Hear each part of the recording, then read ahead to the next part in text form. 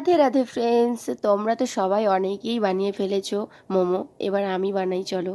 এই যে আমি প্রথমে বাঁধাকপি, গাজর আর একটু কোয়াশ ভালো করে কুচিয়ে নিয়েছিলাম। তারপরে একটু দেখছিলাম গাজরটা কম হয়ে যাচ্ছিলো জন্য আরেকটু দিয়েছিলাম পেঁয়াজ কুচি, দিয়ে ভালো করে লবণ দিয়ে মেখে রেখেছি। তারপর ভালো করে জল ঝরিয়ে নিলাম এবং এদিকে আমি ময়দা মেখে নিলাম। তারপর এটাকে সুন্দর করে বেলে নিয়ে আমি এটাকে কি করছিলাম, এখানে পুর ভরে আমার মাসি মোমোগুলো সাজ দিচ্ছিল। আমি পারি না, আর মাসি করছিল। তো দেখো এদিকে আমার মোমো চলছে রেডি করা। তো এখানে 2 সাজ মোমো রেডি হয়ে গেছে এবং এখন আমরা মানে স্যুপটাকে বসিয়ে দিচ্ছি গরম হওয়ার জন্য। স্যুপটি যখন গরম হয়ে যাবে তখন আমি এই যে এখন মোমোর সাজগুলো উপরে দিয়ে দিচ্ছি এবং এটাকে একদম আমি লো হিট করে রেখে দেবো 20 মিনিটের জন্য। তারপর আমি এইদিকে চলে গেলাম চাটনি বানাতে। এখানে আমি চাটনি বানিয়ে নিলাম।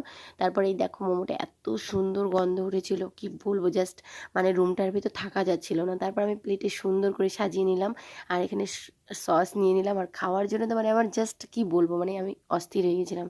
যাই হোক, এখানে একদম রেডি করে নিলাম সুন্দরভাবে। তারপরে এই দেখো আমার ভাই শুরু করে দিয়েছে খেতে, আর এতটা টেস্টি হয়েছিল বলবে। ও তো যাই হোক, ও ওই যে বলছে দেখো খুব টেস্টি হয়েছে। তারপর আমার মাসি এখানে খাচ্ছে, মাসি খেয়ে বলবে খুব টেস্টি হয়েছে। তারপর আমি খাবো, এই যে আমি এখন খাচ্ছি।